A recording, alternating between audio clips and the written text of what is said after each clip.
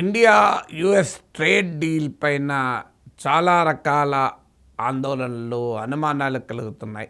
10 భయాలు అని చెప్పి నేను సెపరేట్గా ఒక వీడియో పెట్టాను. అలాగే యుఎస్ బంగ్లాదేశ్ ట్రేడ్ డీల్ వల్ల ఇండియన్ టెక్స్టైల్ ఎక్స్పోర్ట్స్కి వస్తున్న ప్రమాదము, ఇండియన్ కాటన్ ఎక్స్పోర్ట్స్కి వస్తున్న ప్రమాదం పైన సెపరేట్గా వీడియోలు చేశాను, చూడండి. ఇప్పుడు ఇందులో మరొక అంశాన్ని మీ ముందు పెడతాను. దీని పేరే DDGS. సో మీరు India America trade deal joint statement చూస్తే మొదట్లోనే ఉంటుంది, India has agreed to import US DDGS with zero duty అని. అంటే అమెరికాకు చెందిన DDGSలను మనము జీరో డ్యూటీతో ఇంపోర్ట్ చేసుకుంటాం. ఈ DDGS అంటే ఏంటి, దీనివల్ల వచ్చే సమస్యలు ఏంటో చెప్తాను. DDGS అంటే distillers dried grain with solubles. Distillers dried grains with సాల్యూబుల్స్ను DDGS అంటారు. ఇది ఎనిమల్ ఫీడ్లో వాడతారు. అంటే ఇప్పుడు మీకు పాడి పశువులకు, ఆవులకు కానీ, పాడి పశువులకు కానీ, అలాగే పౌల్ట్రీ ఫీడ్గా వాడతారు, ఫిషరీస్ ఫీడ్గా కూడా వాడతారు. ఇక ఈ DDGS ఎలా తయారవుతుంది అంటే మీకు కార్న్, మొక్కజొన్న కానీ, అలాగే మీకు రైస్తో కానీ తయారు చేసేటువంటి ఇథనాల్ నుంచి బై ప్రొడక్ట్గా ఇది వస్తుంది. అంటే ethanol made up of corn or రైస్లో ఒక బై ప్రొడక్ట్గా ఇది వస్తుంది. సో ఈ డిస్టిలర్స్ డ్రైడ్ గ్రెయిన్స్ సల్యూబుల్స్. అయితే ఇది మన దేశంలో తయారు కదా DDGS, మన దేశంలో కూడా తయారవుతుంది. ఎందుకంటే మన దేశంలో కూడా ఇథనాల్ బ్లెండింగ్ ఉంది, ఇథనాల్ ప్రొడక్షన్ ఉంది. కానీ మన దేశంలో DDGSలకు అమెరికాలో తయారయ్యే DDGSలకు ఉన్న తేడా ఏంటి అనేదే సమస్య. సో మొదటి రకము ఇప్పుడు ఆందోళన కలిగించే తేడా ఏంటంటే అమెరికాలో తయారయ్యే DDGSలను మీకు జెనెటిక్ మాడిఫికేషన్తో తయారైన కార్న్ నుంచి తయారు చేస్తారు ప్రధానంగా. అంటే GM కార్న్తో తయారవుతుంది ఈ DDGS. కానీ మన దేశంలో తయారయ్యే DDGSలు మొక్కజొన్న మేజ్ నుంచి, సోయా నుంచి తయారవుతుంది. సో ఈ రెండు కూడా మన దేశంలో జన్యు మార్పిడి జరిగినాయి కావు. ఇప్పుడు భారతదేశంలో జన్యుపరమైన టెక్నాలజీస్ పైన చాలా ఆంక్షలు ఉన్నాయి. మనం ఫుడ్ క్రాప్స్లో GMను ఎలో చేయం. ఇండియా ఇప్పటికీ కూడా జెనెటిక్ మాడిఫికేషన్ ఫుడ్ క్రాప్స్ పైన రెస్ట్రిక్షన్స్ ఉన్నాయి. సో మనం ఇప్పటి వరకు GM cotton, genetically modified cotton ఎలో చేసాం. అది కాటన్ ఫుడ్ క్రాప్ కాదు. అప్పుడు కూడా మీకు cotton seed oil, cotton animal ఫీడ్లోకి వెళ్ళిపోతే మరి జెనెటిక్ మాడిఫికేషన్స్ ఫుడ్ చైన్లోకి వెళ్ళిపోతున్న ఆందోళనలు కూడా GM కాటన్ను ఎలో చేసిన రోజు మొదలయ్యాయి కూడా. కానీ ఇప్పుడు ఏం జరుగుతుంది అంటే ఇప్పుడు ఇండియన్ DDGS ఏమో నాన్ GM, అమెరికన్ DDGS ఏమో primarily GM. Genetically modified corn నుంచే అమెరికాలో ఇథనాల్ తయారు చేస్తారు. ఆ ఇథనాల్ బై ప్రొడక్ట్గానే ఈ డిస్టిలర్స్ డ్రైన్ గ్రెయిన్ విత్ సాల్యూబుల్స్ తయారవుతాయి. సో ఇప్పుడు ఆందోళన ఏంటంటే మనము నేరుగా జెనెటికలీ మాడిఫైడ్ కార్న్ ఎలా చేయం ఇండియాలో, అలాగే జెనెటికలీ మాడిఫైడ్ సోయాబీన్ ఎలా చేయం, ఈ రెండు మన దేశంలో ఎలా చేయం.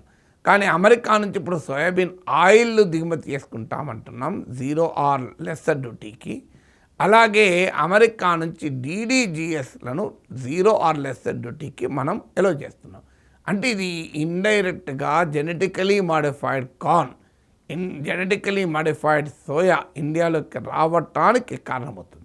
మన దేశంలో దీన్ని మొక్కజొన్న లేదా రైస్ నుంచి ఇథనాల్ తయారవుతుంది. సో మొక్కజొన్న రైస్ నుంచి తయారయ్యే ఇథనాల్ బై ప్రొడక్ట్గా మాత్రమే DDGS తయారవుతుంది. అది జెనెటికలీ మాడిఫైడ్ కాదు. ఇప్పుడు ఆందోళన ఏంటంటే మన ఫుడ్ చైన్లోకి జెనెటికలీ మాడిఫైడ్ ప్రొడక్ట్స్ ఎంటర్ కాకూడదనే భారత ప్రభుత్వం ఇన్ని ఆంక్షలు పెడితే ఇది ఇప్పుడు దొడ్డిదారిన దేశంలోకి జెనెటికలీ మాడిఫైడ్ ప్రొడక్ట్స్ను ఫుడ్ చైన్లోకి ప్రవేశపెట్టే ప్రమాదం ఉంది. ఎందుకంటే ఇది మన ఫిషరీస్ ఫీడ్గా, పౌల్ట్రీ ఫీడ్గా, క్యాటిల్ పాడి పశువుల ఆహారంగా ఉన్నప్పుడు ఆటోమేటిక్గా అవి తిన్న తర్వాత ఇది ఫుడ్ చైన్లోకి ఎంటర్ అవుతుంది కదా అనే ఆందోళన వ్యక్తమవుతుంది. సో అందువల్ల అమెరికన్ డీడీజీఎస్ను ఎలో చేసేటప్పుడు ఒక ఛాలెంజ్. అయితే ఇప్పుడు దీనికి ఒక రూల్ కూడా పెట్టవచ్చు కదా అని అంటారు. అంటే ఇప్పుడు యూరోపియన్ యూనియన్లో కూడా మీకు జెనెటికలీ మాడిఫైడ్ టెక్నాలజీస్ పైన ఆంక్షలు ఉన్నాయి. వాళ్ళు ఏం చేస్తారంటే అమెరికా నుంచి వచ్చేటువంటి ఎక్స్పోర్ట్స్ పైన క్లియర్గా జెనెటికలీ మాడిఫైడ్ లేదు అని చెప్పి సర్టిఫికేషన్ ఇవ్వాలి. మనం కూడా ఆ రకమైన సర్టిఫికేషన్ ఇస్తే సరిపోతుంది కదా అనేవారు ఉన్నారు. కానీ సమస్య ఇక్కడ మళ్ళీ ఉంది. ఈ సర్టిఫికేషన్ మనం ఎంతవరకు నమ్మచ్చు అన్నది ఒక క్వశ్చన్. అయితే ఇప్పుడు ఇండియా యుఎస్ ట్రేడ్ డీల్లో ఈ నాన్ టారిఫ్ బ్యారియర్స్ను కూడా ఎత్తివేస్తారు అని రాసుకున్నారు. అంటే మరి ఈ నాన్ టారిఫ్ బ్యారియర్స్లో ఈ సేఫ్టీ స్టాండర్డ్స్ కూడా వస్తాయి, సర్టిఫికేషన్ కూడా. అంటే ఈ రకమైన జెనెటికలీ మాడిఫైడ్ టెక్నాలజీస్ లేవు, జెనెటికలీ మాడిఫైడ్ కార్న్ లేదు, ఈ జీడీజీఎస్ తయారీలో జెనెటికలీ మాడిఫైడ్ సోయా లేదు, ఈ సోయాబీన్ ఆయిల్లో అని మనం కండిషన్స్ పెడితే ఇండో యూఎస్ ట్రేడ్ డీల్కి ఇది విరుద్ధం అవుతుంది. ట్రంప్ ఆల్రెడీ ఒక కంప్లైన్స్ అండ్ మానిటరింగ్ మెకానిజం పెట్టి కూర్చున్నాడు. ఎక్కడన్నా కాస్తంత తప్పితే వెంటనే పెనాల్టీస్ విధిస్తామని కూడా ఈ డీల్లోనే రాశాను. సో అందువల్ల ఇప్పుడు మనం ఆ రకమైన సర్టిఫికేషన్ డిమాండ్ చేయగలమా అనేది క్వశ్చన్. ప్రభుత్వం వాదించే ఇంకో ఆర్గ్యుమెంట్ కూడా అంటే ఇప్పుడు మనం చాలా తక్కువ క్వాంటిటీలో మాత్రమే అమెరికన్ డీడీజీఎస్ని ఎలో చేస్తాం, ఇది మన టోటల్ ఇండియన్ డీడీజీఎస్ పైన ఎలాంటి ప్రభావం చూపదు అని. కానీ సమస్య ఏంటంటే ఒకసారి కొంచెంతో మొదలైతే ఆ తర్వాత మొత్తాన్ని కూడా ఆక్రమించుకుంటారు. ఇది మన దేశంలో అనేక రంగాల్లో చూసాం. ఇప్పుడు ఇన్సూరెన్స్, బ్యాంకింగ్ రంగాల్లో ఫారిన్ డైరెక్ట్ ఇన్వెస్ట్మెంట్ స్టార్ట్ అయినప్పుడు ఇలాగే 26%తోనే స్టార్ట్ అయింది. తర్వాత అది 100%గా మారింది. అందువల్ల తక్కువ మోతాదులోనే అమెరికన్ డీడీజీఎస్ ఇంపోర్ట్ చేసుకుంటామన్నది కరెక్ట్ కాదు. అది తర్వాత పెరిగే అవకాశం ఉంటుంది. తర్వాత మీకు సర్టిఫికేషన్ అనేది నాన్ టారిఫ్ బ్యారియర్ కిందకి వస్తుంది కనుక దాన్ని ఎన్ఫోర్స్ చేయడం అంత సులభం కాదు ఇండియా యుఎస్ ట్రేడ్ డీల్ కుదుర్చుకుంటే.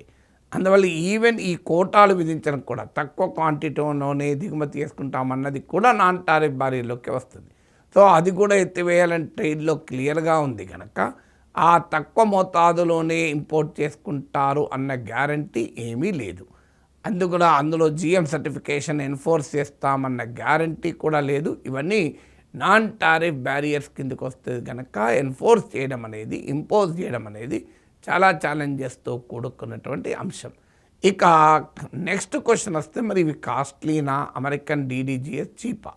సాధారణంగా ఇంపోర్ట్స్ వస్తున్నాయి, జీరో డ్యూటీ ఇంపోర్ట్స్ అంటే మన భయం అవి చీప్ కదా అని. కానీ కొంతమంది ఎక్స్పర్ట్ చెప్పేదంటే ఇండియన్ మేడ్ డీడీజీఎస్తో పోలిస్తే American made DDGS costly. Landing ప్రైసే cost, forget about tax, tariff పక్క పెట్టండి, జీరో డ్యూటా 18% 10% పక్క పెడదాం. ఈవెన్ ఇండియన్ మేడ్ డీడీజీఎస్తో పోలిస్తే అమెరికన్ మేడ్ డీడీజీఎస్ కాస్ట్లీ గనక మన దేశంలో ఎనిమల్ ఫీడ్ వాడేవారు అమెరికన్ డీడీజీఎస్ను ప్రిఫర్ చెయ్యరు అనేది ఒక వాదన. కానీ అక్కడ కూడా ఒక సమస్య ఏంటంటే American DDGS is of higher quality. అందులో మీకు లో లెవెల్ ఆఫ్ అఫ్లోటాక్సిన్, ఒక ఫంగస్, ఇది అమెరికన్ డీడీజీఎస్లో వాడేటువంటి అమెరికన్ డీడీజీఎస్లో ఈ లో లెవెల్ ఆఫ్ అఫ్లోటాక్సిన్ ఉండడం వల్ల అది బెటర్ క్వాలిటీగా ఉంటుంది. అందువల్ల కాస్త ప్రైస్ ఎక్కువ ఉన్నా అది బెటర్ క్వాలిటీ కావచ్చు కనుక ఎనిమల్ ఫీడ్ను వాడేవారు అమెరికన్ ఎనిమల్ ఫీడ్ వాడే అవకాశాన్ని కొట్టిపారలేము. అందువల్ల దీనివల్ల ఏం జరుగుతుంది అంటే ఇండియన్ డీడీజీఎస్ ఉత్పత్తి చేసే వాళ్ళు దెబ్బతింటే ఆటోమేటిక్గా అది రైతులపైన ప్రభావం పడుతుంది, ఇథనాల్ మ్యానుఫ్యాక్చరర్స్ పైన ప్రభావం పడుతుంది.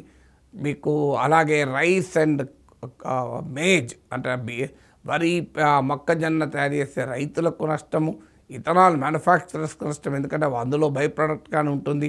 ఈ డిస్టిలర్స్ డ్రైడ్ గ్రెయిన్ సాల్యుబుల్స్ తయారు చేసే వారికి నష్టం. ఈ ఎకనామిక్ నష్టం ఒకవైపు అయితే జెనెటికలీ మాడిఫైడ్ టెక్నాలజీస్ దొడ్డిదారిన మన ఫుడ్ చైన్లోకి ఎంటర్ అయితే దాని ఇంప్లికేషన్స్ ఏంటి అన్న ఆందోళన వ్యక్తమవుతుంది. అందుకే డీడీజీఎస్ల ఇంపోర్ట్ పైన ప్రతిపక్షాలు ఆందోళన వ్యక్తం చేస్తున్నాయి, నిపుణులు ఆందోళన వ్యక్తం చేస్తున్నారు. ఇంకా ఆసక్తికరం ఏంటంటే రాష్ట్రీయ స్వయం సేవక్ సంఘ్ ఆర్ఎస్ఎస్, ఆ రాష్ట్రీయ స్వయం సేవక్ సంఘ్ ఆర్ఎస్ఎస్కి అనుబంధంగా ఉన్న భారతీయ కిసాన్ సంఘ్ అనే రైతు సంఘం, ఆర్ఎస్ఎస్ రైతు సంఘం కూడా వ్యతిరేకిస్తుంది. ఇప్పుడు నేను వ్యక్తం చేసిన అనుమానాలనే ఆర్ఎస్ఎస్ అనుబంధ బీకేఎస్ కూడా వ్యక్తం చేసింది. సో అదే ఆందోళనను నిపుణులు, ప్రతిపక్షాలకు కూడా వ్యక్తం చేస్తున్నాయి.